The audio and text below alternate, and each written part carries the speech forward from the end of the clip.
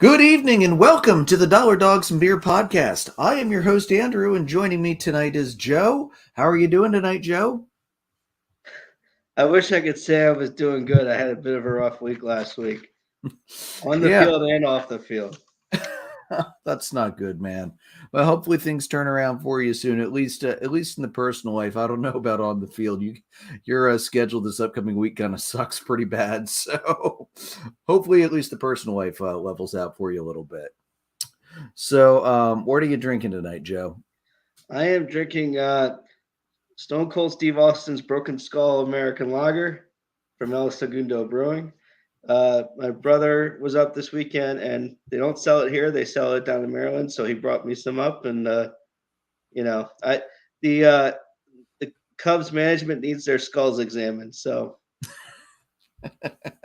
allow me to assist. Although, as I pointed out in the group chat earlier, I don't know what the hell those squiggly lines look like on those CAT scans. So, hey, whatever. Tonight, I am once again. The week started great, baseball wise. It was a great week, and then they crapped the bet against the Rangers, one of the worst teams in baseball. So I'm a little sour. I went with the Berry Monkey again this week, which you remember last week, Joe, I said it's the kind of thing that people that partially like that don't fully like sours would appreciate, but that like a little bit of tartness. I said my wife would probably like that. She at first said, "I'm not touching that," and now she loves it. So who was right? You, Jason is you, not you can probably count those occurrences on one hand there, buddy.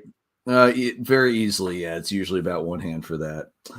So Jason is not with us at least to start tonight. He had a family issue thing come up, so if he's able to hop on later, he'll do that, or maybe he'll hop into the group chat or on the live stream chat and try to distract us just like he did 2 weeks ago when he was on the 1 week IL. All right, so let's kick it off, Joe. We'll start off with Kelsie Whitmore tonight. This is a phenomenal story.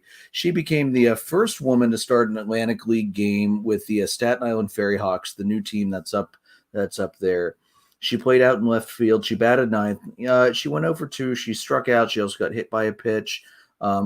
She had a couple of fly balls. No issues fielding. Previously, she had come off the bench for Staten Island. She made her debut on April 21st as a pinch runner with 2 outs in the ninth. Interestingly, she's also a two-way player. She's working with Nelson Figueroa, the pitching coach. She has not yet made an appearance. My assumption is until she's more acclimated to pitching against Atlantic League level talent, she'll probably be like the mop-up person who comes in when you're down by 13, which, let's face it, you and I have watched the Barnstormers enough to know that can go literally game to game, flip-flopping back and forth, which team is up by 13. So I expect she'll have an appearance before too much longer pitching.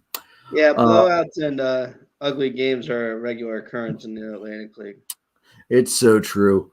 It's still worth the tickets, though, because the tickets are dirt freaking cheap. Especially in the outfield grass down at Lancaster. That you can't beat that. Plus, if you get there when they're warming up, the opposing team is right down there warming up in left field. As they're getting ready to stretch and head off, the players will toss balls up into the stadiums for the kids. So my kids have started a nice little collection of baseballs because of it. So going back to Kelsie, she's a former college softball player. She played at Cal State Fullerton. She pitched and played outfield for the U.S. women's baseball team from 2014 to 19. She said, quote, "Playing baseball at the highest level is my goal. If you ask any other guy that's going to be in the league what his goal is, it's the same thing, to get to the next level and play at the highest level I could possibly play at. Eventually, I want to play an affiliated ball. I want to make this game my career, my living, and just, be a part of it as much as I can." And I hope the best for her because that's freaking phenomenal. I mean, even she's the first woman to start a game in a league that's a direct affiliate with Major League Baseball, like the Atlantic League is. I think I read somewhere that there were 2 women who also started for a team in one of the Hawaiian leagues as well. But I don't know if if those teams were affiliated or just independent. So that's awesome for her. Yeah, it's exciting. We'll see what comes of it. I wish you the best of luck. Yeah, I think the other two I think that you mentioned were in leagues that aren't in any way tied to the majors. I think because of the Atlantic League and the way that they test out new rules, I think that's where the major affiliation comes in. So Yeah. Well, I mean, let's face it, even the Atlantic League has sent quite a bit of talent to the majors trickling in over the years. And the Barnstormers have sent at least 4 or 5 players that made it all the way up to the majors, at least briefly. So, hey, it's definitely not out of the possibilities. Plus, let's face it, to be on the Staten Island Ferry Hawks with those awesome looking new uniforms that they made, that's pretty cool. So, all right. So, and Joe, one other thing that I find ironic, we're talking about this tonight. This is also our 42nd episode we've made, and we just had Jackie Robinson Day and celebrated the number 42. So hopefully that's a good sign for Kelsie moving forward. Be pretty cool if it was. All right. So, in a surprising yet not surprising move, the Mets DFA'd Robinson Cano. He is 39 years old. He is hitting like utter garbage this year. He's batting 195, a homer, 3 RBIs, 501 OPS, and only 43 appearances. He's going to be owed $44,703,000 by the Mets. And that's the remainder of the original 10-year, $240 million contract he signed with the Mariners back in 2013. So the Mets have 7 days to trade, release, or send him outright to the minors. Honestly, he will likely refuse the minor league assignment. He's got the MLB service time, so he has the right to refuse that assignment and be outright released. Joe, this is a pretty unpopular move with the clubhouse players. I know in particular Francisco Lindor was coming out against it because he's such a good presence and leader in the clubhouse. But at the same time, I mean, the guy's underperforming. They had to trim rosters down by tonight by 2 guys because remember, April they had the 2 extra players allowed on the active rosters, but that's gone now. So, you know, I understand you don't want to remove a clubhouse leader, but when he's underperforming like that, what choice do you have? I mean, you said this in the group chat. This is proof of evolution for the Mets because if this was, if the Wilpons were still running this team, he'd stay up there just because of that gigantic salary he has. yeah, and I've been reading a lot on Mets Twitter today that apparently Epler, the I think he's the president of operations, if I'm not mistaken, Billy Epler, basically went to Cohen with all of the data and Cohen apparently said, make the best baseball decision. And like you said, this would not have happened with the Wilpons in charge. They would have been more concerned about the money that they were going to be out. You're not performing it, and honestly, you're not doing right by your squad if you give a shit what Francisco Lindor thinks about it. You're just not. Um, you know, Not to say that you don't care what some of your bigger guys think about something like this, but the guy's not hitting. I mean, it'd be one thing if he had, you know, stellar numbers to start the year and was falling off for a week, but the guy hasn't hit for shit all season. No, Yeah, and he's and it's not that I don't think more plate appearances is going to change this. There's some guys where, you know, when you're in a situation like my team is, you know, where when you're in a situation like the Cubs are, you know, more plate appearances may help you figure out what you have. But when you're the Mets and you're first off on a tear like they are, um, you know, Cano's had enough plate appearances for you to know that he's not the guy right now, and you have enough talent to replace him. I think yeah. offensively, so uh, this is the right call by the Mets. This is a smart decision, and this is a decision that the Wilpons wouldn't have made, and I don't know that Rojas would have been on board with it last year. I have to say, you have to give the Mets a lot of credit for finally acting like a Major League Baseball squad to do something like this. Because how many times how many times through the history of the Mets organization have we thought this is a major move you need to make, and they're just not willing to make it? I mean, Honestly, I'm impressed. winners make the decisions that make sense, and losers worry about other stuff that doesn't matter in the grand scheme of things. A clubhouse guy, like I said, a guy like Lindor or another guy who's not really fond of the idea. If you win games, then you've made the right decision. If you end up falling off and lose the clubhouse, well, you made the best decision based on the info in front of you at the time. Yeah. And I mean, let's be realistic too.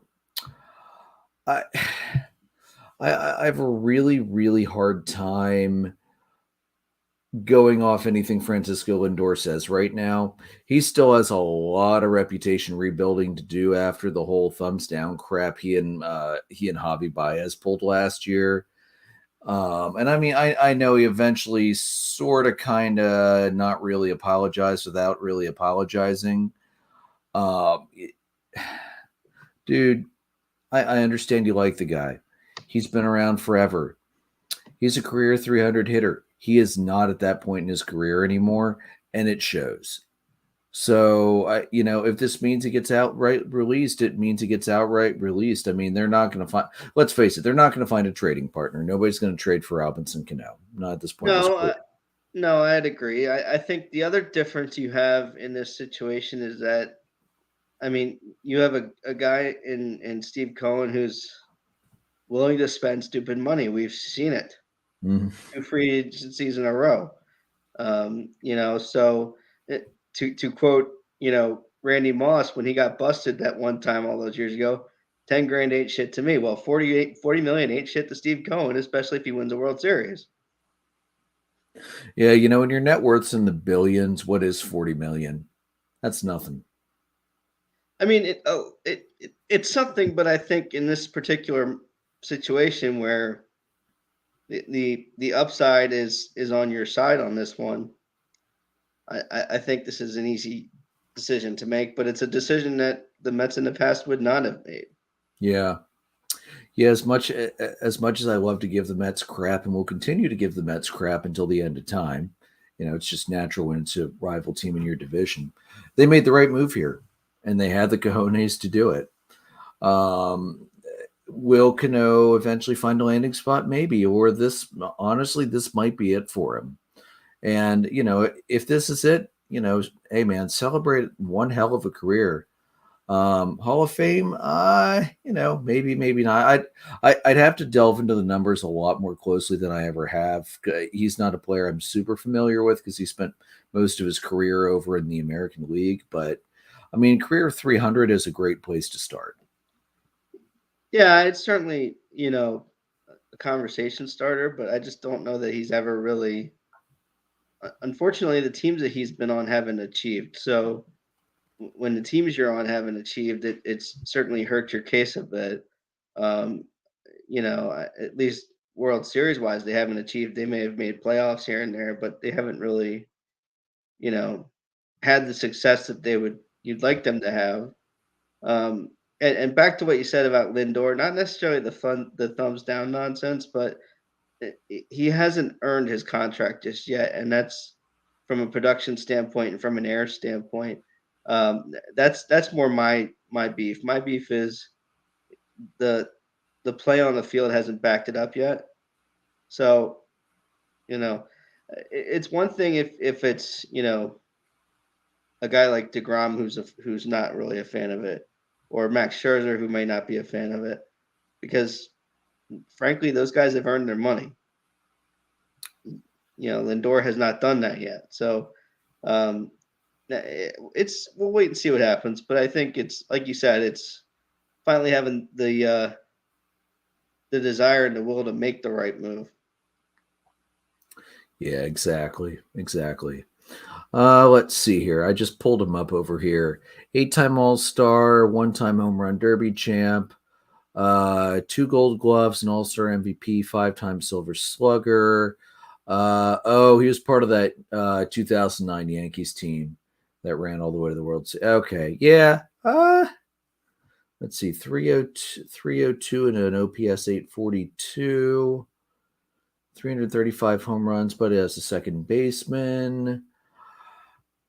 Career WAR 68.6, and that's offensive, and then another 7 for defense.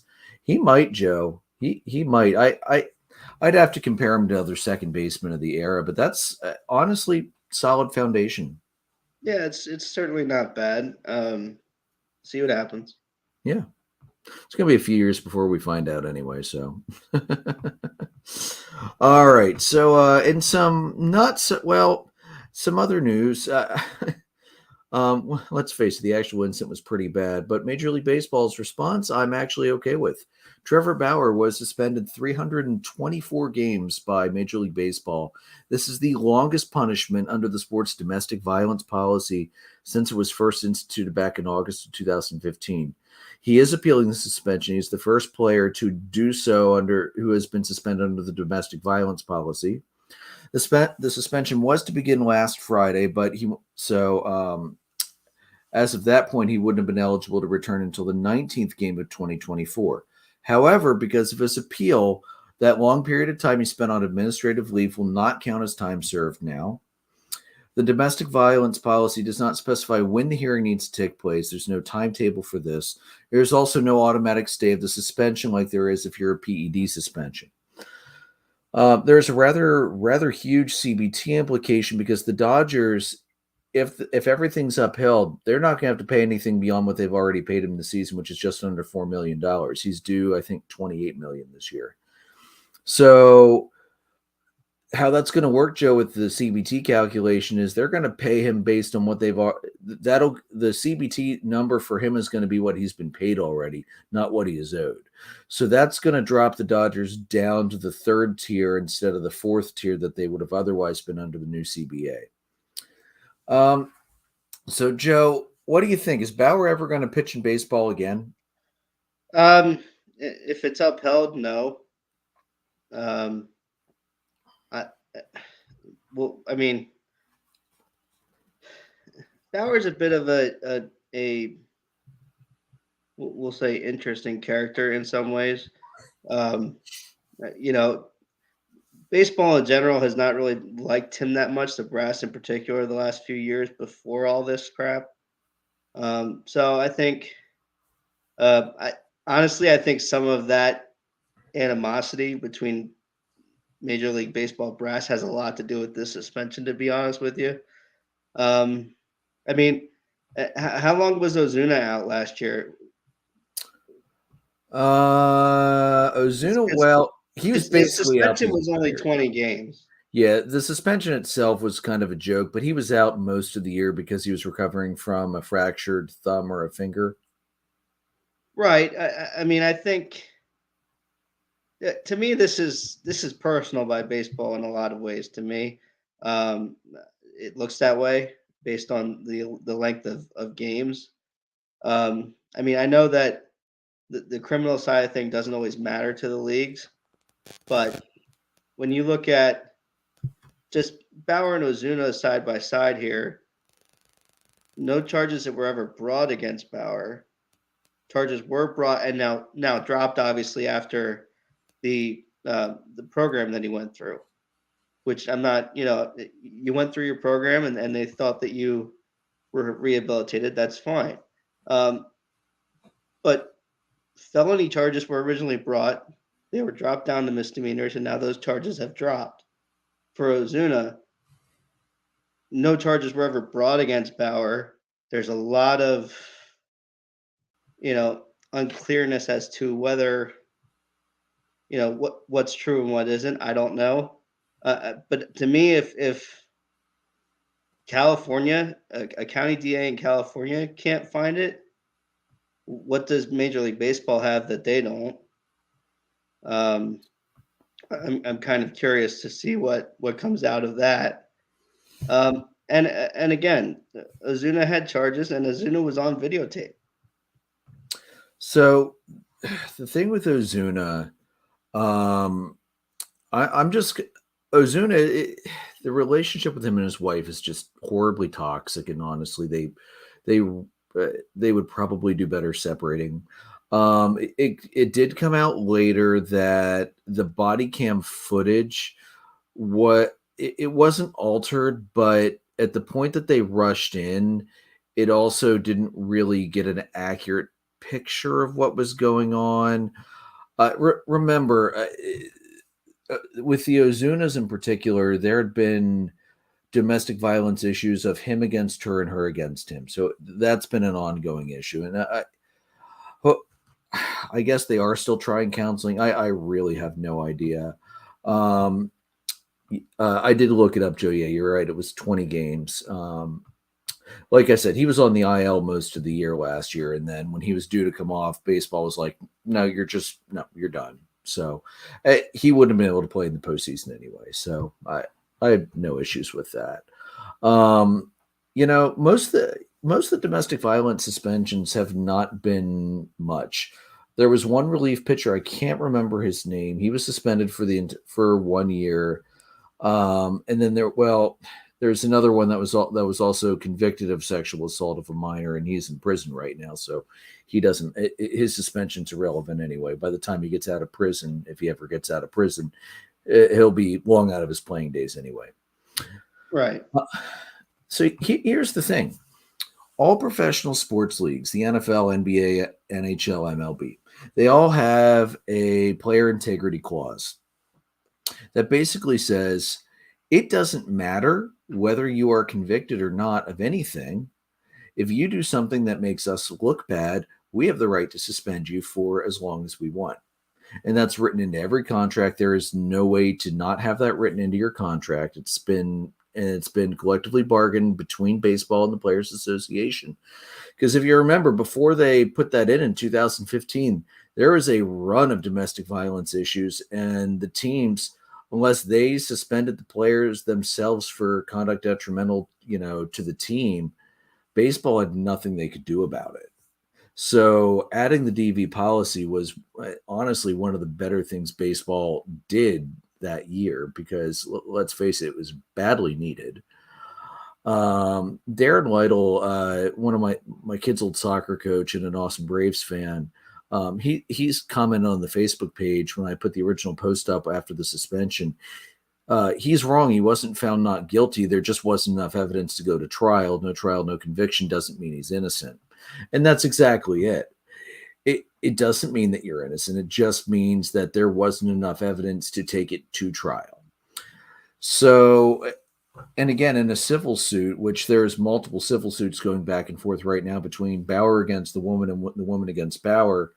And I was reading, I think over the weekend, a couple other women out in Ohio have come forward, and they actually were cooperating with MLB's investigation. So, Joe, I'm also wondering, is there more in the backgrounds we don't know about that's going to come out later? And it feels like I think part of it's right. The brass is never like Bauer. They've made that very clear. But at the same time, I think they know more is coming, and they just want to preemptively drop a huge strike and essentially take him out of the league. Yeah, I mean, this is somebody who's, like we said, is pretty outspoken about sticky stuff, pretty outspoken about baseball brass in general. And you bring up a point. Yeah, they may have more coming down the pike, but if that investigation is still ongoing, to me, it's the criminal you're trying to get ahead of it, I guess, but yeah, the criminal investigation might still be ongoing. Like I said, the article I read, and I can't remember if I saw it on MLB or if I saw it somewhere else, but it said that other women in Ohio had fully cooperated and already talked to MLB, so they already know what's coming from them. And I think this is just a case of where baseball said, yeah, it might have been consensual, at least initially, but you took it past a point. And this is completely unacceptable to the image of the sport, to the image of your team, and to your image. So you're done. And they've got the right to do that. And frankly, he might skirt off on all criminal charges on this, which is dog crap, but I think baseball did the right thing. The fact that he's got the balls to go out and appeal the suspension just blows my mind. Like, I don't really care if there's no criminal charges. It's like Coach Lytle said. It doesn't, just because there isn't going to be a criminal charge doesn't mean that you're not guilty of doing something. And I'm sorry, this kind of stuff doesn't just come out of the woodwork. I mean, they show, do you remember when the story broke? Like, they released the hospital pictures of how badly this woman got mangled by Bauer. Just disgusting. Like, I understand she consented. I understand she said she likes it rough, but the stuff he did to her after she was unconscious, no. I hope he never comes back. That's absolutely disgusting. All right, let's move on to something a little happier, because I hate Bauer and I never want to see him pitch again. So, Joe, you actually shared this with the group earlier. MLB, on their website, they're doing a Bleacher Features bracket because, let's face it, with the massive popularity and success of March Madness, strange brackets have come up everywhere, and they're always entertaining to see what they come up with. So MLB, they decide to tap into the well of something that they have that no other sport, and frankly, the other major sports combined don't have: a huge repertoire of amazing movies. So this is an 8-team bracket. And here are our 4 regions. You have Hollywood endings, which feature the Field of Dreams versus Angels in the Outfield. I'm sorry, 16 movies. And then The Natural versus For the Love of the Game. Under the Let the Kids Play region, you have The Sandlot versus The Perfect Game, Rookie of the Year versus The Bad News Bears. You have Based on a True Story, which is A League of Their Own versus The Rookie and 42 versus 8 Men Out. You have Best Ensemble, which is Major League versus Trouble with the Curve, and Bull Durham versus Moneyball. Joe, I'm not going to lie. I had a lot of fun picking movies in this one. So, Joe, what were your round 1 picks for this one? Field of Dreams and Natural for those 2 matchups. Mm-hmm. Sandlot and Rookie of the Year for Let the Kids Play. I mean, Rookie of the Year is about the Cubs. How could I not? I expected that. Anyhow, Based on a True Story, I was thinking The Rookie before we started, but A League of Their Own and 8 Men Out would be my 2 picks for that. Okay. That side of things, and then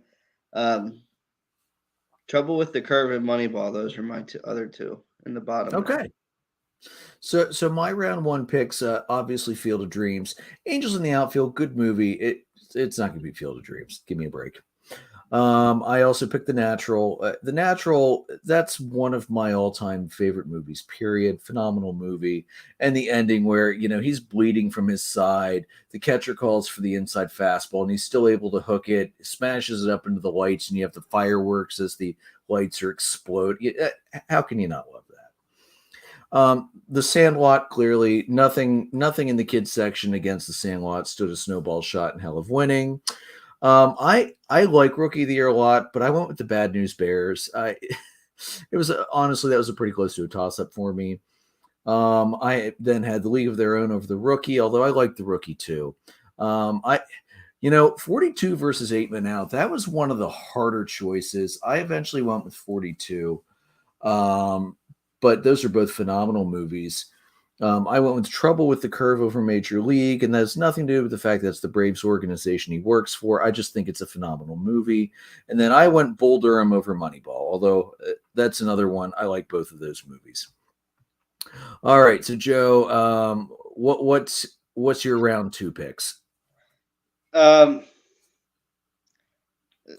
in the kids section. Again, like you said, that's pretty timeless. Yeah. I would say the True Story. It's 8 Men Out. I've always like that. I mean, the inner workings of all of that. I've read a ton of books on it. I really enjoy reading and learning about that stuff. So that was a pretty easy one for me. Um, I would say Moneyball down in the best ensemble.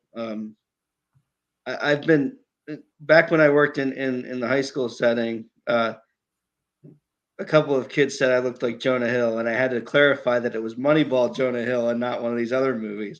So I got a bit of a soft spot for Jonah Hill and Moneyball. So um, yeah, Moneyball, Eight Men Out, Sandlot, and this other one is just too tough for me. It's the Hollywood endings. I've always been a natural fan of the movie of The Natural, and Field of Dreams, the way that ends with "How About a Catch" and all of the emotion in that movie. I know, Um, I it, know.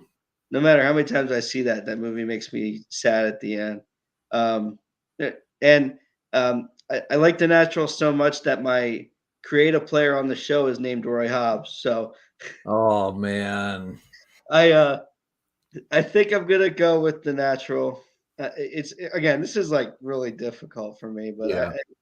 um, The Natural is a movie I watch pretty much all the time when I need to watch something that I really enjoy. So It's timeless. It's a timeless movie. So I'll go bottom to top. So my first matchup was Trouble with the Curve from Bull Durham. I love Bull Durham. That's such a great movie. I love, like I said, I love the story with Trouble with the Curve, but Bull Durham took that one down. My next one was really tough too. A League of Their Own versus 42. I went back and forth on this one a lot, and 42 eventually just edged it for me. But like, when it's ESPN's FPI for who's going to win, where it's like 51.1 or 50.1 versus 49.9, that's how close that one was for me. Um, Coming out of the kids' region, it was the Sandlot versus Bad News Bears. Yeah, that's Sandlot, no questions asked. It wouldn't have mattered what else was going up against the Sandlot in that one. It was going to be Sandlot. And yeah, the top one, that was the toughest one for me as well. And Joe, it was for the exact same reasons. Field of Dreams versus The Natural. I picked The Natural to move on. I love Field of Dreams, but there is something about The Natural. I will never not love that movie. yeah, that's All right. just a movie that I just can't skip. I wouldn't skip through part of it. Like Field of Dreams, No. I could see myself skipping through segments of it and not really feeling like I missed anything. Yeah. Yeah, absolutely. All right. So, Joe, your final four and who is moving on to the finals? Um, the Natural is going to beat the Sandlot. Um, the Sandlot is just it's one of those things where it came out when we were younger and it was just so fun, everything that happens in that movie. But I think as you get older, you sort of I enjoy that movie less than I used to, obviously. Yeah. And The Natural is just like you said, it's timeless for me. So I love it. Eight Men Out's gonna beat Moneyball for me. Yeah. Again, I'm a big history guy, so history movies and history and baseball. Well, I mean, 42 is also history in baseball too, but I understand No, what you're but saying though. yeah, I mean, That that was honestly that was probably the toughest first round was 42 versus 8 Men Out. That was another one of those 50.1 versus 49.9 for me. So my final four, I had Bull Durham taking down 42. I just I could sit and laugh my ass off at Bull Durham all day. And yeah, again, you nailed it. Natural over the Sandlot. That one wasn't even close. So Joe, your final is Natural versus 8 Men Out. yeah, Who'd you pick to win? it's got to be The Natural. I'm a Same. sucker for it. We've talked about this endlessly on the show, but I'm just a diehard. I love that movie. Yeah, and that's my pick too. I really wish Jason would have been on tonight. I would have loved to hear his reasoning going through that bracket. Maybe you know what, next week we're going to force Jason to look at it too and make some selections as well because that was too fun of a thing not to do. I'm really going to be curious when they release who actually won the internet vote for it, how that went down. So that'll be very interesting to read. All right, so Joe, let's move on to the Braves and the Cubbies.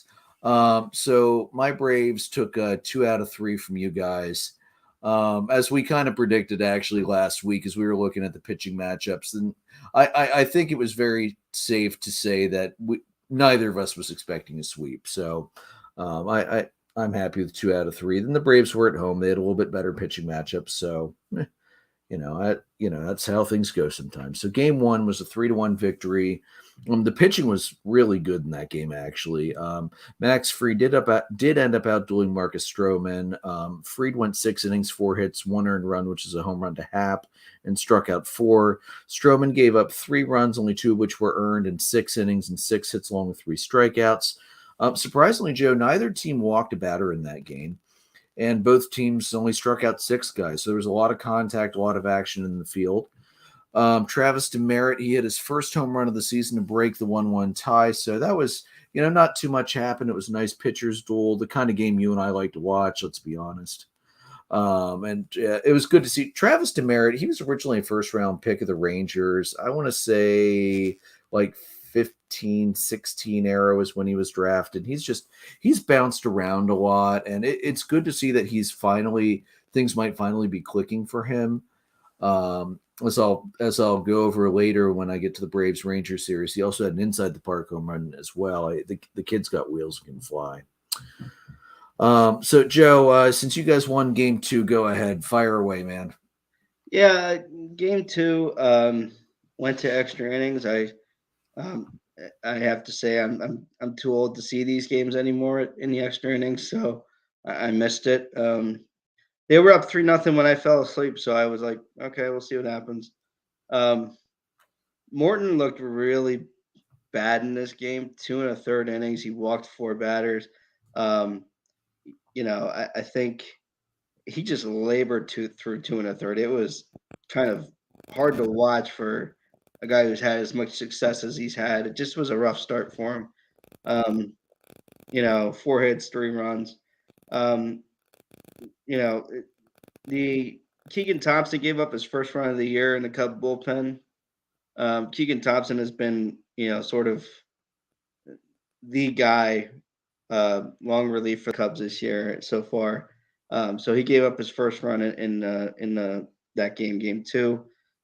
Ian Happ, going off of game 1, Happ hit a home run in game 1, and he went 1 for 2, two walks, a run, and RBI. He didn't strike out.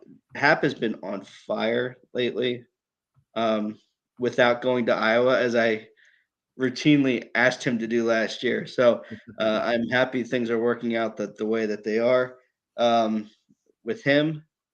Yeah, Leiter did okay for 2 innings, but I don't know that he'll long term be up there on the major league club. I don't know if he'll make it too much longer, at least as a regular spot starter. I think he's going to end up being more of a bullpen guy. Same with Keegan Thompson. I think they're going to keep Keegan in that role. So if it's not broke, don't fix it, basically, with Keegan Thompson, as far as I'm concerned. Cubs had the 3-1 lead in the 8th.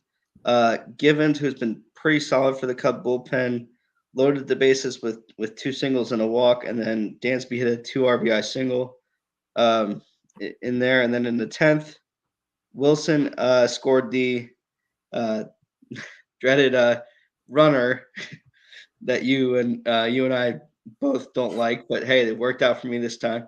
I'm glad. I still Traded hate places gold. with Ian Happ on a double.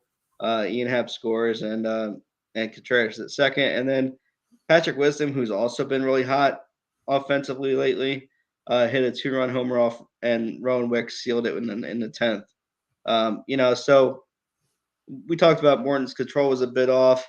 Contreras is spotty here and there. The thing to watch this week and I think next week, or this week coming up, last week and this week now, Suzuki's taking a lot more pitches. He's getting struck out looking a lot. And this is something they were pointing out that, like Shohei does this too, and some of these other the guys that come over from Japan, they do a lot more looking. They get struck out looking a lot more. So hopefully it's just sort of, figuring things out a little bit more. Hopefully it's, he can kind of get ahead of it. He started out so hot because I think there was not a lot of scouting on him. So Yeah. um, I think that certainly helped him. Yeah, I, and I, that's just natural, in the cat and mouse game between pitching and hitting, that's going to happen. Sometimes you're ahead, and then sometimes the pitchers are going to get back ahead. It's just natural. I'm not too worried about it. yeah, and other comments on game one. Just I was really pleased with how Stroman was pitching. Normally, that's enough to make a difference, but Yeah, Max Fried is just looking incredible right now. That curveball is just so fun to watch. it's Um, artwork. and in game one, Hayward didn't play, and to quote Monty Python and the Holy Grail, there was much rejoicing in my house. That's for sure. So that just is some thoughts on game one. But go ahead with game three. Game three was a nice game. Ronald Acuna Jr. finally made his return from injury, and I got basically identical messages from both my little brother and from you. From what, why are they doing this today? Why couldn't they have just waited until the Rangers series to bring him back? Well, I don't know, but they did, and I was happy to see him. He didn't smash a home run or anything. He's still breaking back into major league level pitching. He went 1 for 5. He struck out twice, but he also stole 2 bases as well. Kyle Wright was stellar once again. 7 innings. He only allowed 3 hits, and earned run, 4 walks, and 8 strikeouts. Joe, Kyle Wright has been a bright spot in the Atlanta pitching staff so far. Season ERA is at 1.13, whip of 0.83, a 5.7 strikeout to walk ratio, and a 0.171 batter BAA. Damn. I mean, I'm sure this won't be the case the entire season. I'm sure it'll level out a little bit, but I love it. This guy's bounced around so much, and it looks like things are finally clicking for him, and he's pitching like the first round pick. He was a first round pick in 15 for Atlanta, and looked like he was going to end up being a bust. I'm really happy to see that he's turned it around. He hasn't allowed a home run yet this season as well. So, of course, now I say that he'll probably give up a home run during this damn Mets series, but we won't get into that. Riley Swanson, they both hit solo home runs off Drew Smiley, who didn't make it out of the 5th inning. That sounds really familiar from last year. Although he didn't pitch terribly. He only 2 earned runs in 4 2/3. And then Duvall, he tacked on a 2-run homer in the 8th for insurance. Awesome moment to start the game. We had to put Manny Pena on the IL, and they called William Contreras, Wilson's little brother, up from the minors, and he was able to get there by the start of the game. So the 2 managers had the Contreras brothers go out and hand in the lineup cards. That was a really cool moment to see before the game. Have they started against each other yet? I can't remember if they did last season or not. I don't believe they have. Okay. As far as catcher and catcher, maybe one of them pitch hit. Maybe William may have pinch hit or something, but not catcher to catcher. No. Okay. I hope we see that. It's really neat to. First off, it was a really nice sentimental moment. But when they interviewed Wilson after the game in the locker room, and he was talking about just how hard they have worked to get here, and just how much they appreciate the fact that they've both made it to the majors. It's really neat. The bond they share is really neat to see. You hear a lot about it, but to see it in person and see it live was really neat. So yeah. You just you don't see brothers play in the majors very often, let alone get a chance to face each other in a game. So that was and the fact that that Snit and Rossi were probably on the phone about it, and Snit let Rossi know that, hey, William made it. Let's send the brothers out for the line. That was just really cool. The little things like that. That's things like that I just love about baseball. Yeah, Rossi's good for sentimental moments. He's not so good on, X's and O's, but whatever. And somehow he still has a job. Oh man, I think you could take a poll of the Chicago Cub fan base. I think probably 95% want him fired last year, but you know, not always going to happen. And then inexplicably, the Braves went down to Texas against one of the worst teams in baseball and laid an egg. I'm sorry, Joe. Did you have any other thoughts from Game Just 3? game three, the Cubs had 3 hits as a team. It's just not going to get done, especially the way they were hitting earlier in the year. Yeah. Suzuki, we just talked about a bit. Over this whole week between the Braves and the Brewers, he had 8 strikeouts. Ooh, Um, he's not making the hot hitters list this week. no, he's definitely not. The Contreras moment at the beginning was the highlight of this game for sure. Yeah, that was not the ending the Cubs were hoping for, I'm sure, but yeah, that's going to happen sometimes. And then, like I said, and then Atlanta, they decided to make the Texas Rangers, one of the worst teams in baseball, look like a really good team. Things started off pretty well. Game 1 was a 6-3 victory. It was Ron Washington's 70th birthday, and William Contreras, he hit 2 monstrously long solo home runs out to center, left center. Riley hit a 2-run home run. Travis Demeritte had an inside the park home run. And I think if I remember right, when I was watching the broadcast, I think Chip and Frenchie said it was the first inside the park home run for the Braves since like 2016 or something insane like that. So that was pretty cool. The Riley home run was against Garrett Richards, and Richards, he missed middle up.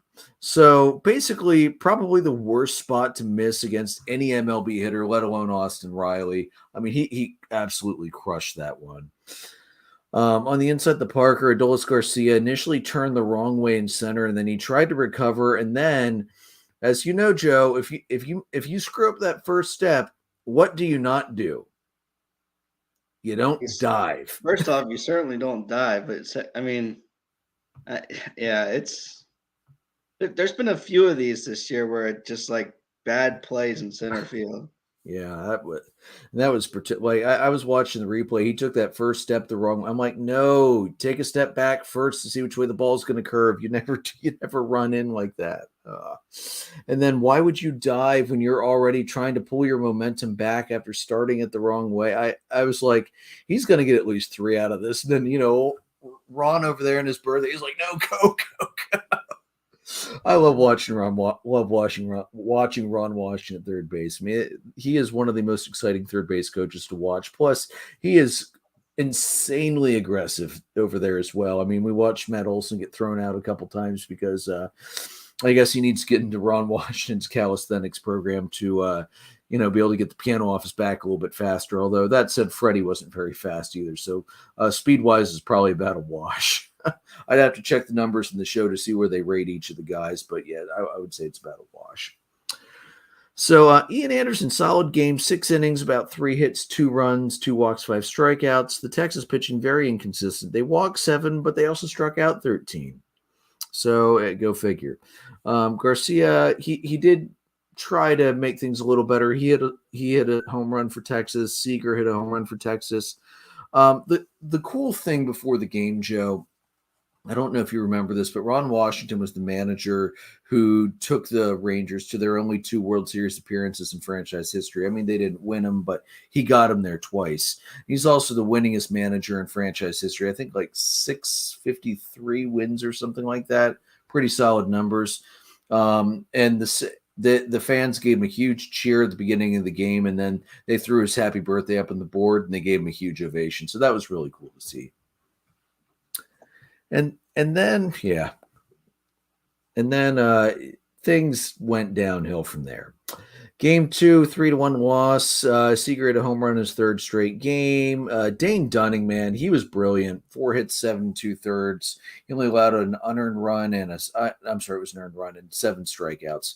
Bryce Elder was pitching for Atlanta. He actually grew up about 45 minutes away from the ballpark up in Decatur, Texas. He only lasted 4 1/3. He allowed 4 hits, 3 earned runs. The problem was he walked 3 guys. His control was a little spotty. Because he was so close to home, he had over 100 fans there in the game cheering for him, which is pretty awesome to see. His mom had the shirt of the night. It said "Respect your elder." I freaking loved that.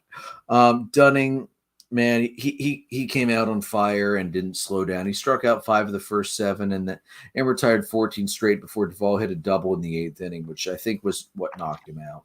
Acuna went 1 for 4 with an RBI. Ironically, it was the fastest Rangers game in the history of the new stadium, 2 hours, 15 minutes. Not much else to talk about there, as that was just a butt kicking. Game 3 was another butt kicking that Atlanta just did not look so hot in. It was a 7-3 loss.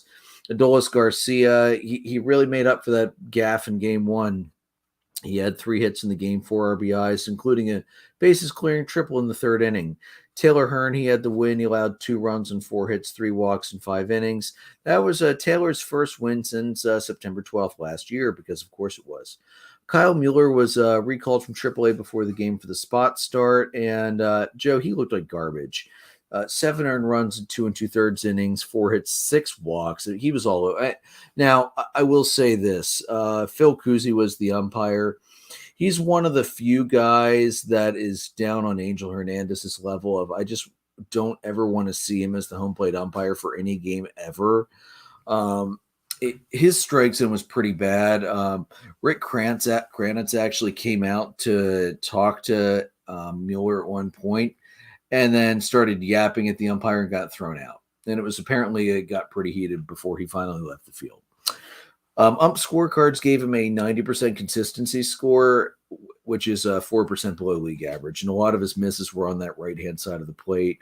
Now, Mueller said, I'm not going to talk about balls and strikes. I missed a lot of pitches that I should have hit. So, you give the kid credit. He's acknowledging that.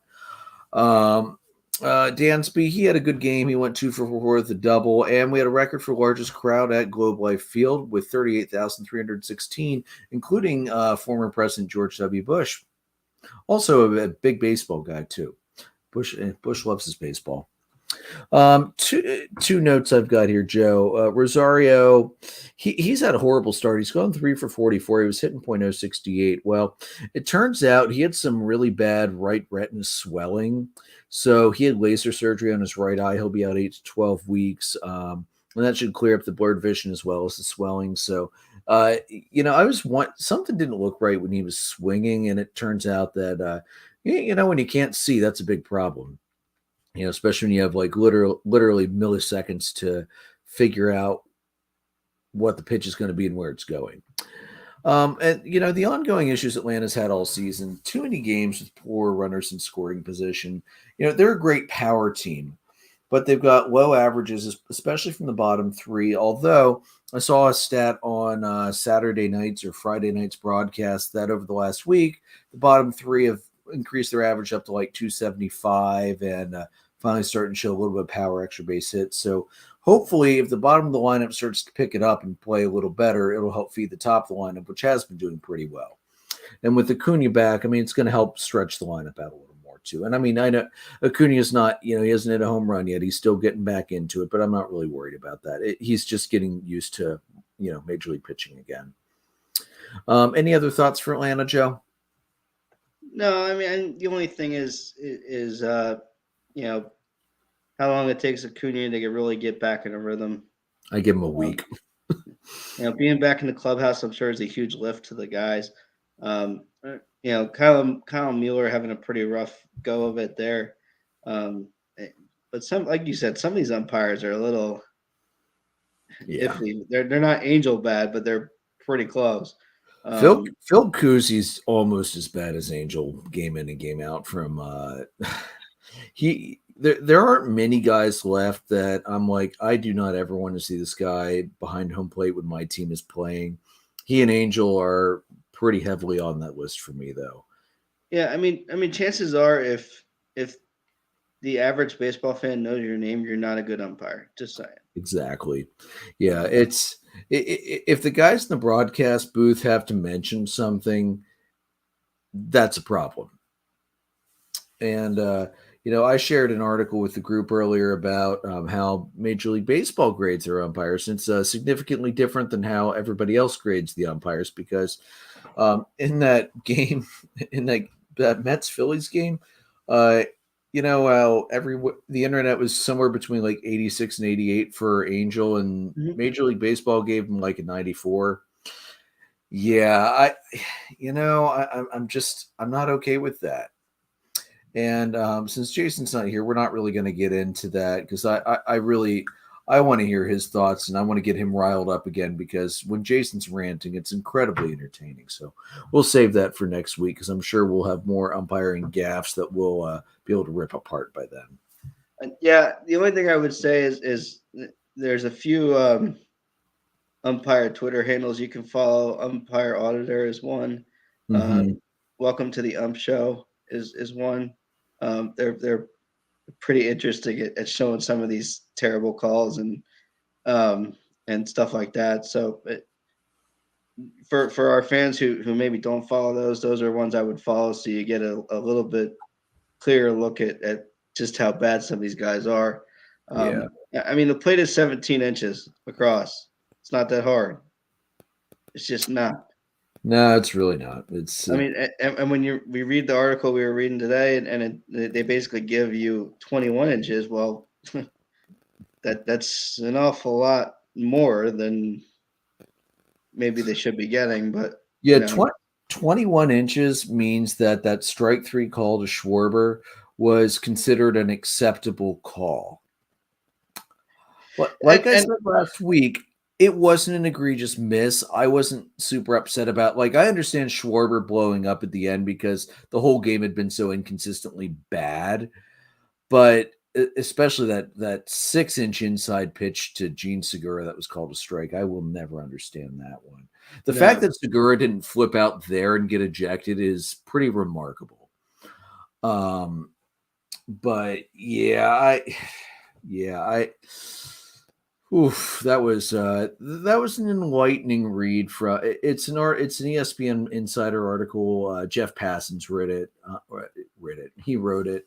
If you have access to ESPN Plus, it's definitely worth a read. It's a very interesting look at how MLB grades the umpire, and they basically tell the umpires ignore what's online, just look at our grades.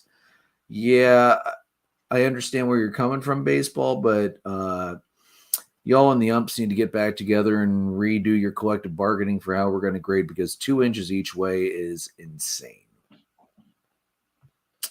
yeah. I mean, So if you're gonna give us this that much leeway, I mean, like we were talking about in the chat, it's basically like doctors having a different interpretation of a percentage of blockage and CT scan readings. I mean, this is, there are certain standards that are in place for a reason. yeah, standards being the key word there. All right, Joe. So how did the Cubbies do with the Brewers? Jeez, where do I start? Um, we talked a lot last week about the Cubs outscoring the Pirates by like what was it, 17 runs and Yeah, losing the series. Um, the Cubs were outscored in this one 20-4. At game one on Friday, 11-1 loss, 3 hits as a team again. Hendricks went 4 1/3, 7 hits, 6 runs, 2 walks, 2 strikeouts, 3 home runs, which is a Hendricks thing. He gives up home runs. You kind of have to deal with that. But it was 4-0 after 3, so he clearly didn't have it. I don't know why he goes back out. After 2-3 innings, you have a pretty clear indicator whether Kyle has it or not. Um, you know, this goes back to my beef with Rossi and how dumb he is at managing pitchers. Um, if a guy clearly doesn't have it, it's time to go to Plan B.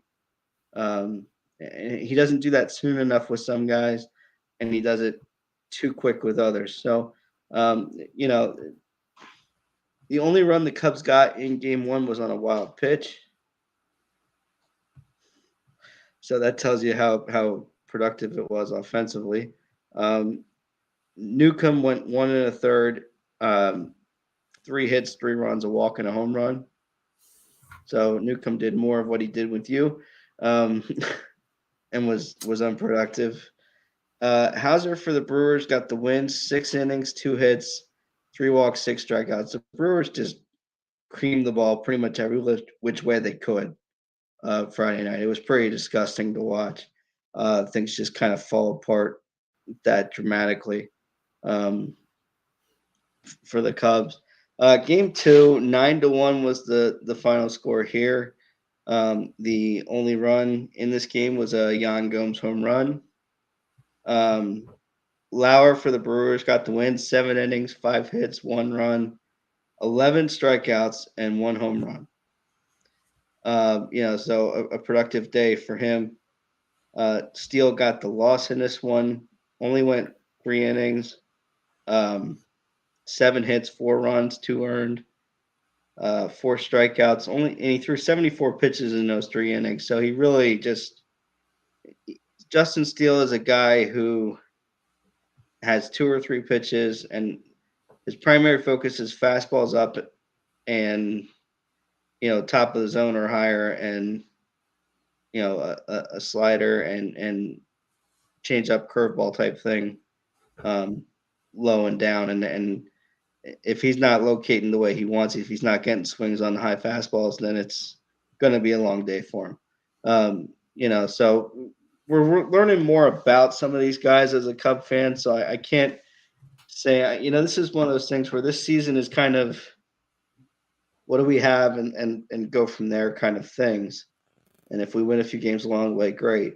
But this kind of effort after the first few weeks of the year is kind of disappointing. Especially after how hot Ian Happ has been, how hot Patrick Wisdom have been. And there's a lot of issues with some of these younger guys that were, Hayward, can we please just move on? Good Lord. Because as happy as I was when he didn't play against the Braves in Game 1, I think he played the rest of the week in some way, shape, or form.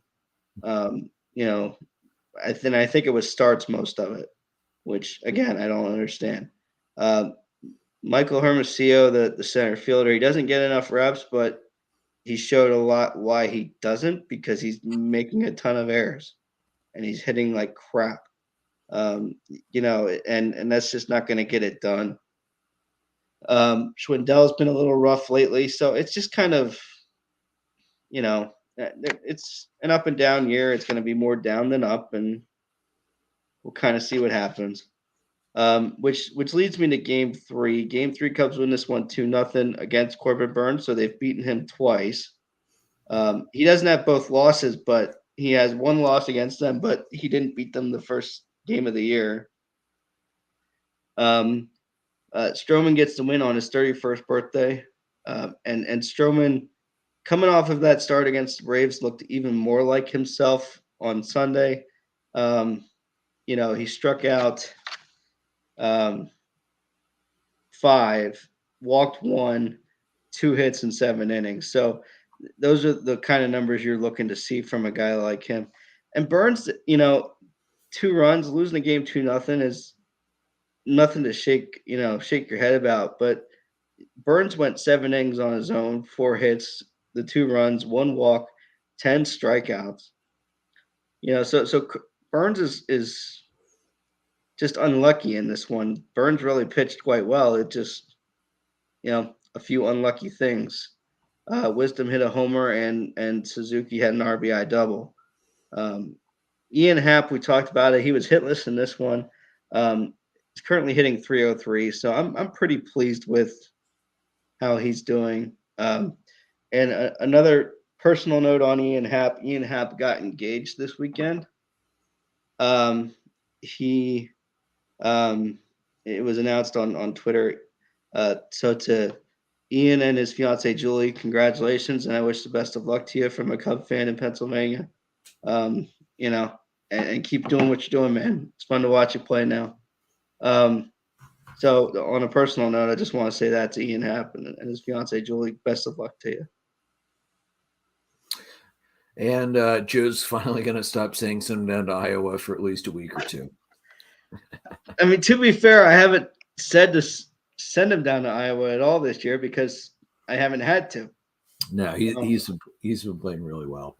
Continue to Yeah, do what you're doing, and again, best of luck to you, and keep on rolling. The other thing with Stroman, 7 shutout innings, but he retired the last 14 straight. So, um, and the Cubs have done a lot of good with pitching, particularly bullpens, and with some starter acquisitions they've made. I'm looking forward to see what happens when Wade Miley comes back and Adbert comes back, and kind of see just what we have here. yeah, definitely.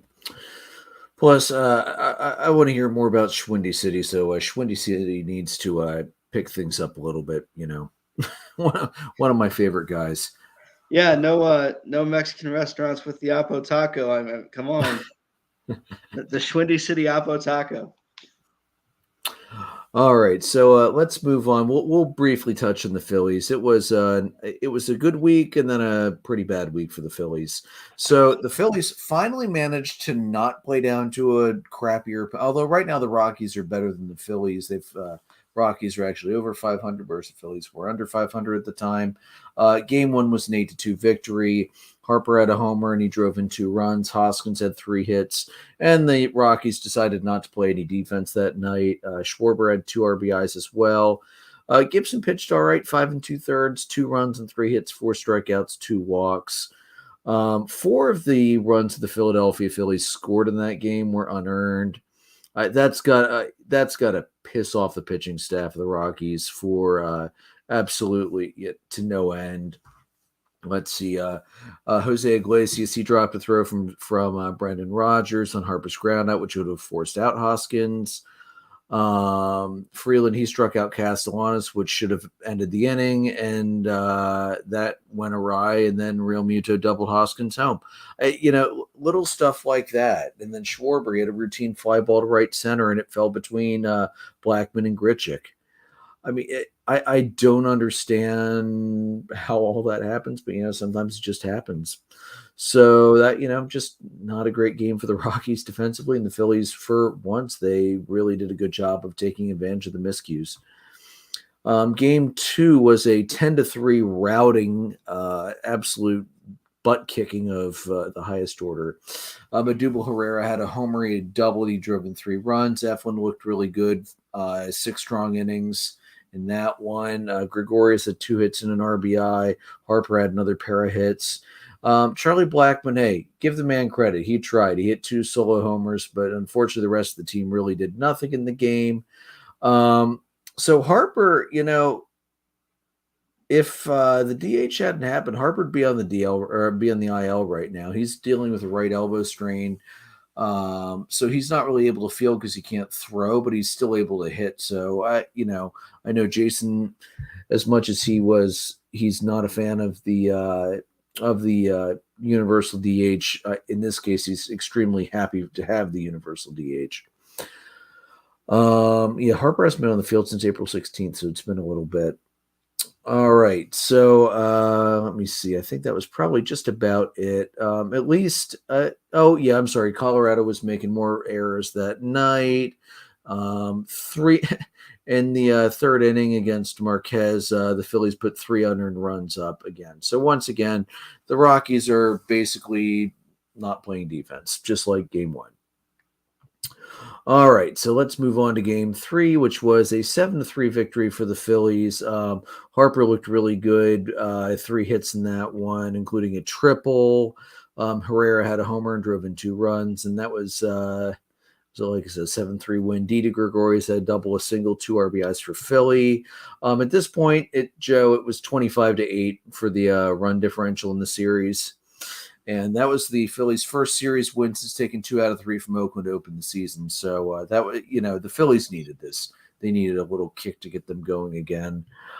And then the Phillies did end up closing that one out 7-1 for the 4-game sweep. Wheeler finally, and I say finally because he's also on my fantasy team, finally looked more like himself. He only allowed 1 hit over 6 innings. Bohm had a homer, and it was, like I said, 7-1 victory. And it's about time because Wheeler, he let's remember, Joe, he lost his first 3 starts to open up. And this kind of looked more like the outings we expect out of him, the outings that almost gave him the Cy Young last year. So this was quite a bit better than what we had seen earlier this year. Yeah, I Go think ahead. you're going to start to see this now. A lot of the pitchers we've been kind of waiting to get back to normal are finally getting back to normal because They're stretched out. This would be basically if spring training had been normal, they would have been starting about now. Right. So so it's good to see more errors once again. I don't know what it was with the Rockies this series, but I think they completely forgot how to play any kind of defense. Plus, KB, I think he only played the first game. He had back soreness, so he was out for almost the entire series. So that also did not KB is back to being hurt, which is one of those things I've always said about him is how long is he going to be healthy, and I'm glad we didn't try to keep him or bring him back because of that. So hopefully he gets better and he gets back in there soon. But it's definitely one of those things that made me leery of not so upset about trading him and leery of bringing him back. Especially the price tag. Yeah. My good buddy, Jordan Higgins, he's the coach at E-Town High School. One thing we used to always talk about with baseball is walks and errors. Walks and errors are going to kill you. And this series right here is living proof of that. So shout out to Coach Higgins at E-Town. Good luck to you guys. And, it's one of those things. It's a thing of baseball. It's always going to kill you. Yeah, absolutely. All right, then the Phillies moved on to the Mets. The series did not start very well. They lost the first game 3-0, and the Mets combined to throw a no-hitter, 5 pitchers total. It was the first no-hitter of the year. Jason's probably still a little mad that I decided to share it on the Facebook page, but despite what Jason might have you think, I did not share it because it was the Phillies who got no hit. I shared it because it was the first no-hitter of the year. It was a 159. Does it hurt that you can dig at the Phillies a little bit, though? Well, absolutely, but still, it's the first no-hitter of the year. Give me a fucking break. So Tyler Mcgill, man, he's been phenomenal. Mcgill, he only made it through 5 innings. His pitch count was getting up pretty quickly, but the bullpen was phenomenal behind it. Let's remember, Joe, the only previous no-hitter in Mets franchise history was Johan Santana back on June 1st in 2012. He needed 134 pitches to complete that no-hitter. He struck out 8 in the process. By the way, that if it helps, Joe, that was against the Cardinals as well. So at least and you might also remember Johan Santana was not close to being the same guy that he was for the rest of the season after that no-hitter. So at least the Mets were smart enough not to try and do that with one guy. And then, so that was a cool note from Baseball Reference. Those 159 pitches were the most thrown in a no-hitter. 6 Astros threw 151 pitches in their no-hitter against the Yankees in 2003. So that was a new record that was set on that. So that was pretty neat. So Edmund Diaz, the closer, he finished the game in style. He struck out Harper, Castellanos, and Real Muto, all of them on swinging strikes in the 9th. So the pitchers had it that night. You're just going to have games like that. Yeah, what was that? 12 strikeouts, 6 walks. So it was rough game for the Phillies. I'll just leave it at that. So I won't dig too deep on that. In the second one, the Phillies bounced back in game 2. They looked much better. Schwarber hit a home run actually in that one. It was a go-ahead 2-run homer in the 7th inning. The Phillies. They didn't do anything in the first, but Nick Castellanos led off the second. He got the single. So, get the monkey off the back, get loose again. Taijuan Walker, he is back off the IL. He actually did pretty well, all things told. He made it through the sixth inning before Real Muto. He got a 1-out walk in the seventh. That was off of Adam Ottavino. Schwarber, we talked last week a little bit, Joe, about his slow start. He came in to that game hitting 164.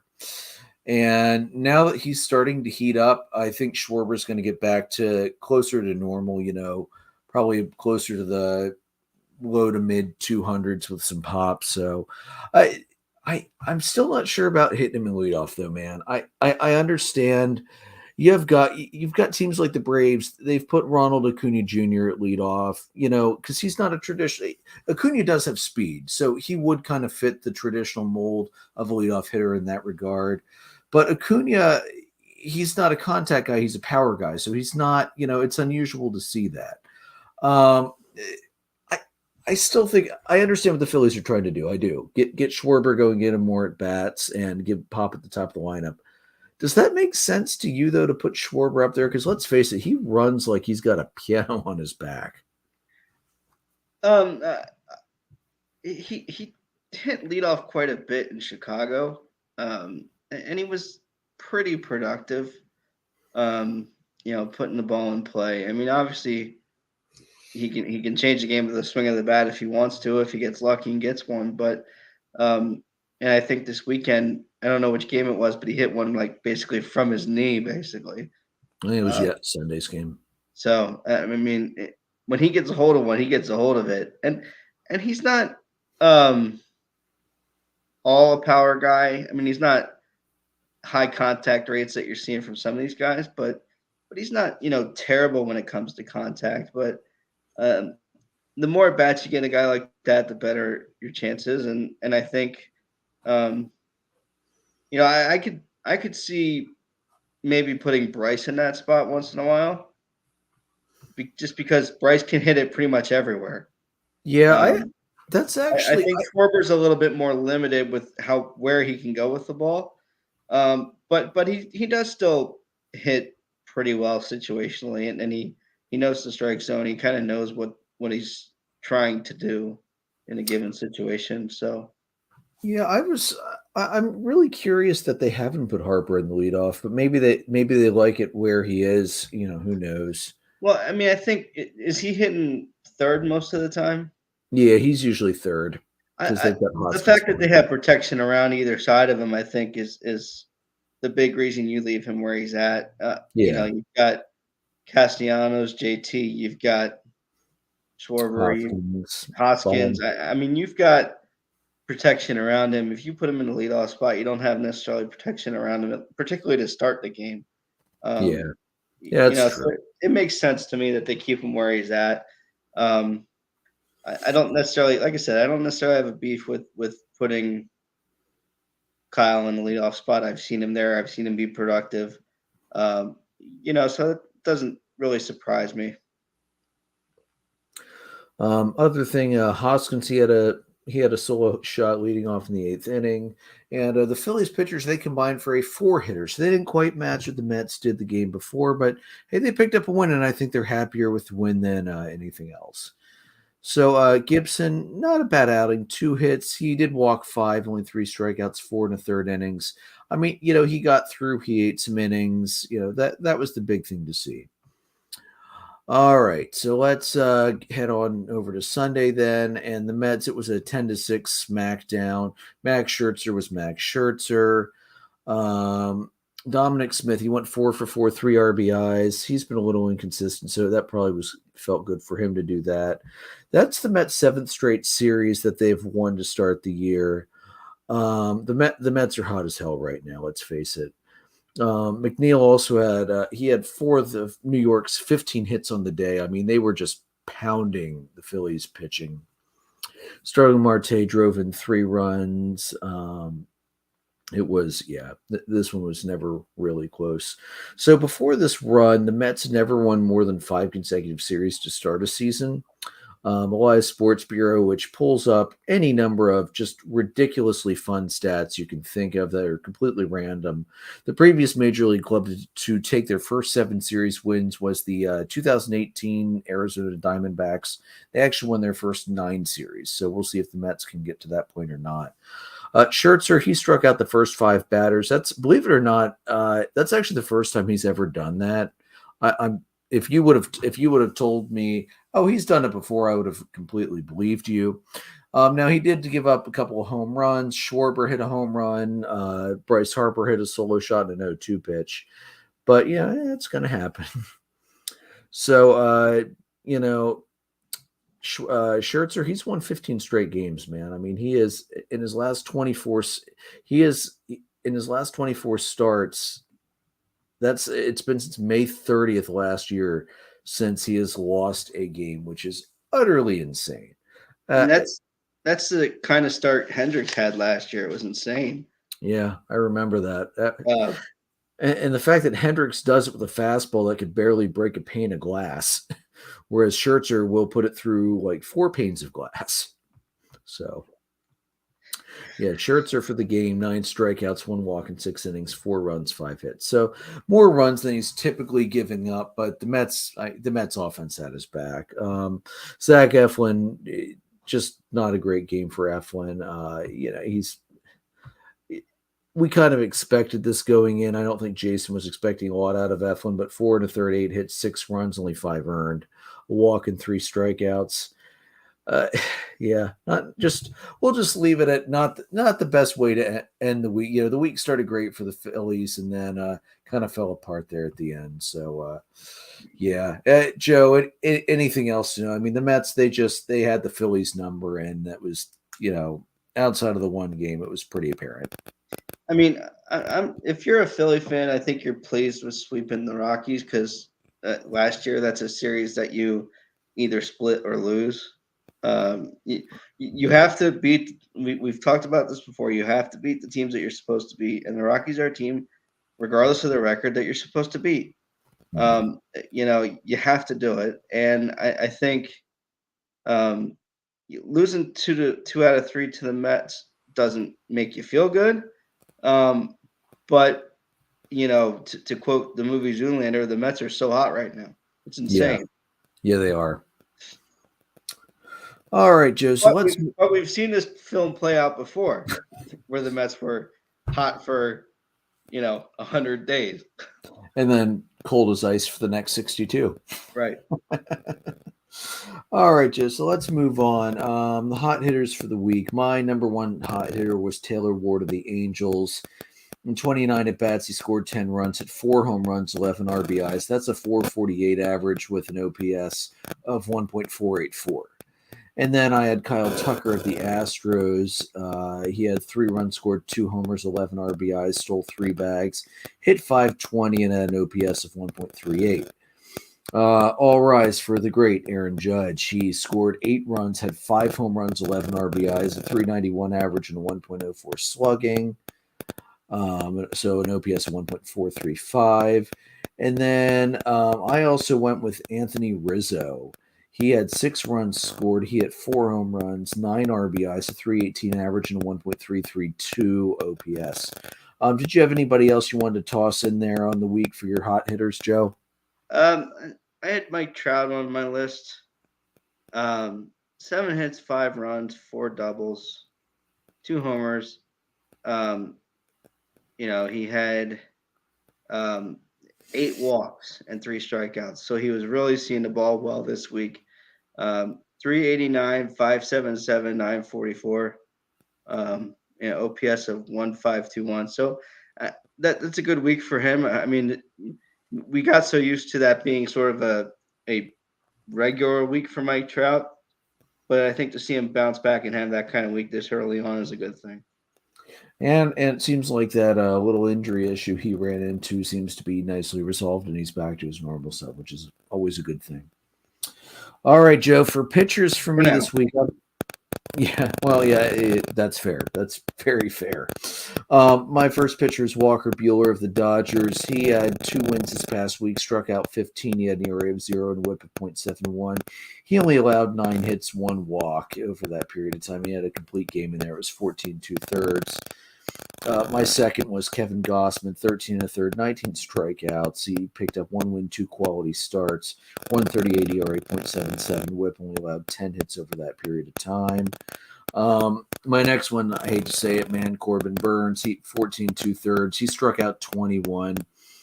Although surprisingly, he didn't pick up a win this last week despite all of that. 132 ERA and a .66 whip. And then my last guy for the week is Max Scherzer, who also phenomenal, 13 and a third, 19 strikeouts. He picked up the win, 2.77 ERA, .69 whip. Honorable mentions, of course. I got to keep putting out Kyle Wright because I'm just utterly pleased and shocked with how well he's been playing. Any other starters before we hit the adulting reliever of the week? I had Logan Gilbert for Seattle, 2-0 this week. 11 and a third, 5 hits, 1 run on a home run. 7 walks, 12 strikeouts. So the walks are a little high, but I think the strikeout numbers are good. The fact that the only run you gave up was on a home run, I mean, those are productive weeks, I think. And 2-0 on the week, and Seattle's going to need that if they're going to continue to do what we hope or expect them to do. Yeah, absolutely. All right, so Joe, who is on the list of the adulting relievers of the week? We've got 2 this week. We've got Jordan Romano from Toronto.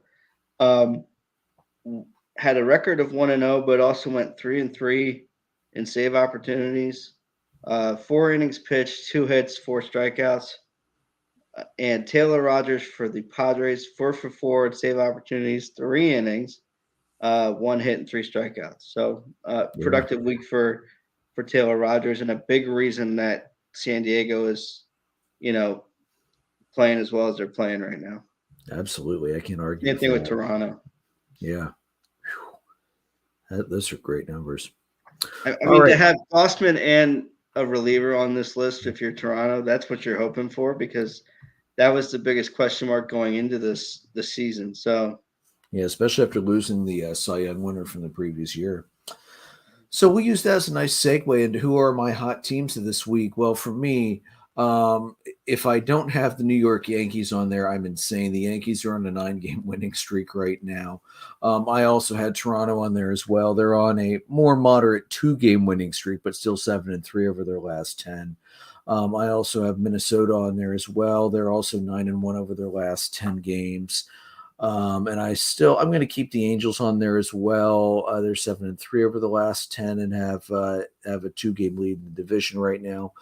Once again, I can't not have the Mets on there as they have continued to be hot to start this year.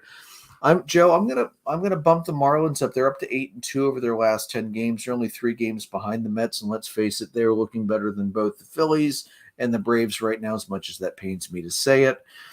Looking at the Central, again, sorry about this, but I am going to put the Brewers on the list as well. And I'm going to keep both the Dodgers and the Giants on as well. And I'm going to add one other NL West team to that hot list right now. I'm going to add the San Diego Padres. They're starting to come alive.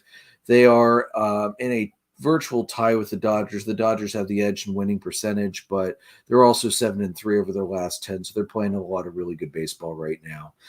Anybody else that you wanted to add to your hot team list, Joe? No, I think you covered them pretty well. I think that, don't apologize for the Brewers. The Brewers are who they are, and the Cubs are who they are, and I'm expecting that. The Marlins are a surprise. I mean, the fact that they continue to win and be productive is, I don't know that we necessarily expected that. And the Twins are just on fire. And the White Sox have just been so bad, which is just crazy. Well, and they've also been injured. I mean, the White Sox cannot keep a healthy team on the field right now. So it's a lot of replacement players up right now, but the replacement players are definitely not ready to be up right now. It's painfully obvious that organizational depth is not at a great place right now for the White Sox. I mean, the best place that the White Sox are set at is pitching right now with all the injuries And they're and down two starters.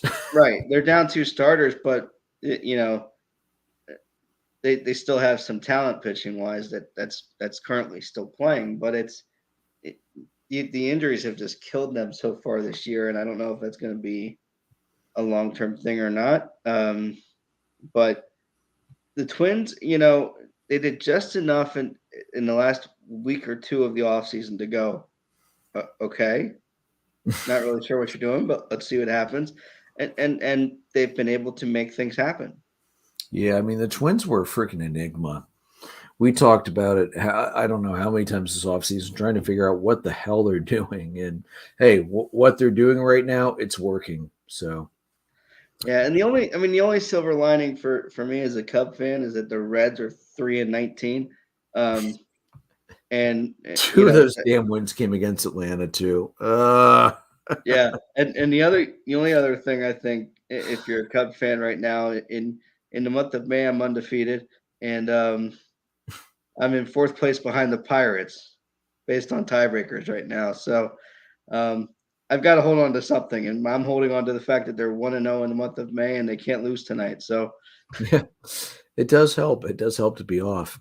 Yeah. So speaking of upcoming week, the Braves have once again a full week. The Braves have not had any of these nice short 5-day weeks, whereas you guys are having your second 5-day week, and the Phillies, I believe, have a 5-day week. No, they have a 6-day week this week. So Atlanta plays 4 at the Mets this week. They have a doubleheader on Tuesday. You got Fried versus Bassett tonight. We're in the bottom of the 8th right now. The Braves are at 5-2 with one out. Tomorrow you've got a doubleheader: Morton versus Carrasco in game 1, and Wright versus TBA in game 2. And then on Wednesday you've got Anderson versus Mcgill. And then, as if things couldn't get any rougher, the Brewers come to town. TBA versus Lauer on Friday, Fried versus Burns Saturday, Morton versus Woodruff on Sunday. So Atlanta's going to face really tough pitching all week. That's what it boils down to. So I would really, honestly, Atlanta, we're not at do or die. Again, we're a month in. Let's not go too crazy. I want to, even if they don't split the series with the Mets, I want them to at least look competitive.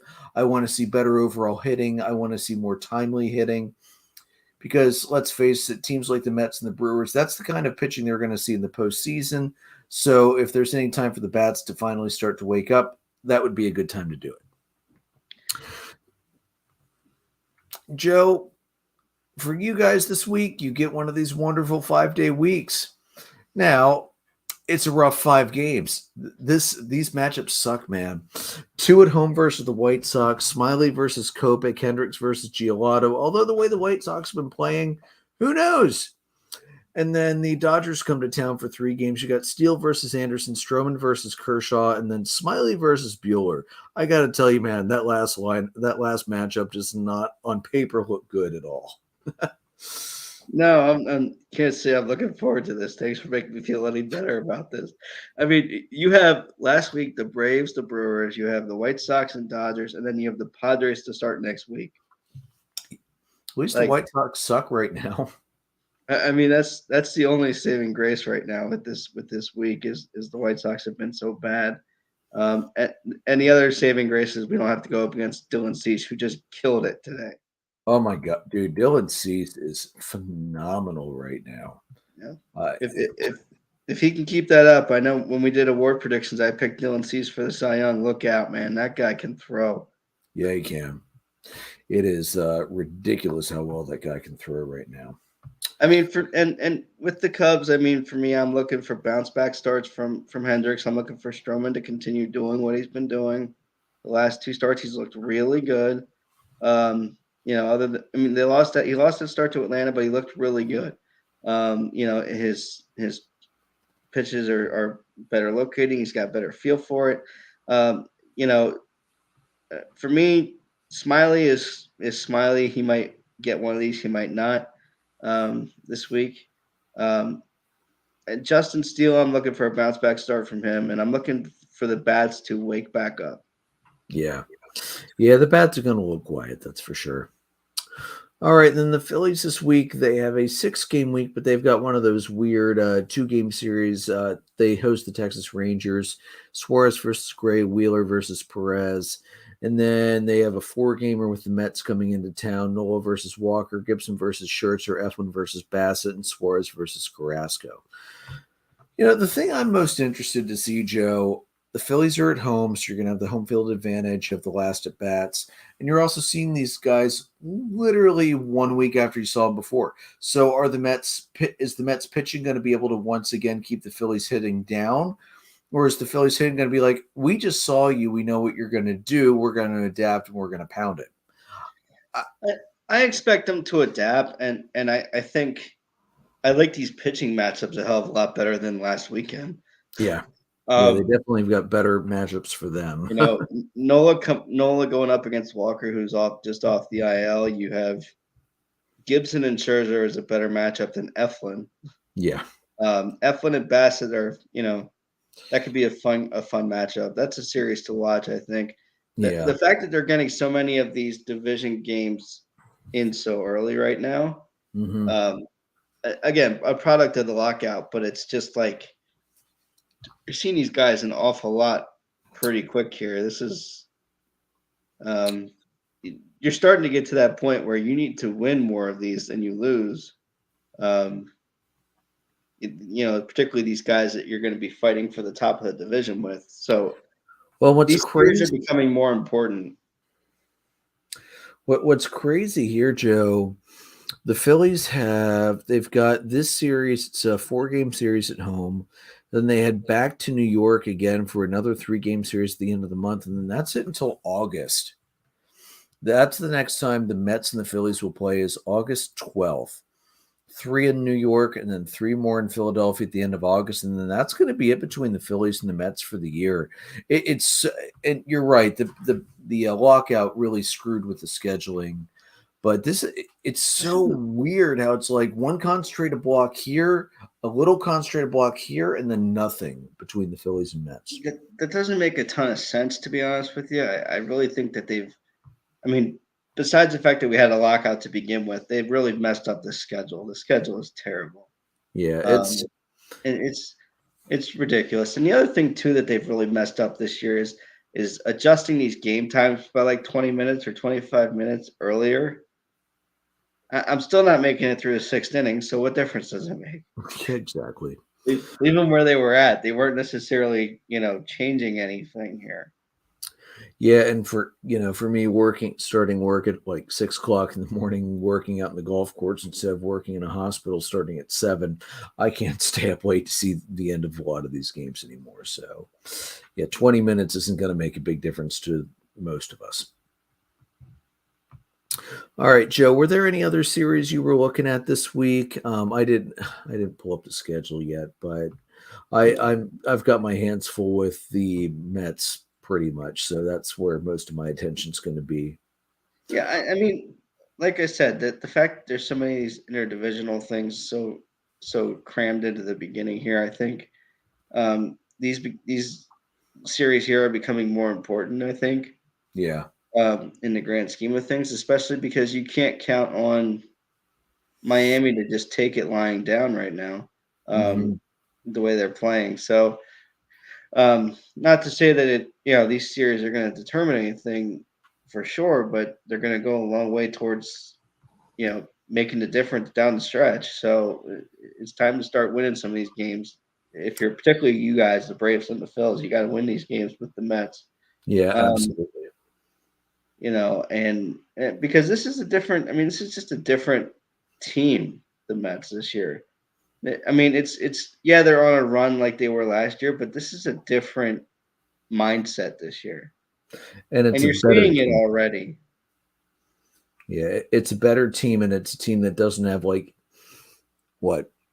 lineups in 90 games. So yeah. Definitely helpful. There are actually 3 interdivision matchups this week that I really wanted to keep an eye on, a wry eye on as well. Seattle at Houston, New York at Toronto, and San Francisco at LA. Those are going to be big series. And then on the weekend side, let me see here. I'm truth be told, I'm gonna be keeping an eye on LA Chicago because you know, you guys actually don't have terrible pitching matchups for that, and I'd love to see you guys steal a couple games out there. Otherwise, though, the weekend series is definitely not as chock full of excitement as the first half of the week. We kind of get a little bit of a break over the weekend, although you do have Tampa Bay at Seattle and St. Louis at San Francisco, so those should be interesting series. But the front half of the week is definitely the better half if you're looking for those big divisional matchups. For sure, yeah. All right, Joe, anything else from you for the week? No, I mean, the only thing I would say is you're going to start to see, I think, less fans of this pitch clock nonsense. The more and more we see of it at the minor league level, the more and more I don't like it.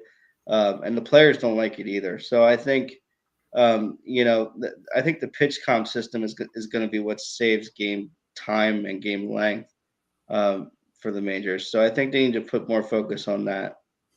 And, maybe let's do some little things like, either cut commercial break time back a little bit or do like the PIP thing where, you just take a little break in the middle of the action and then you show, a little quick 20-second ad or something like that. So, yeah, we'll see.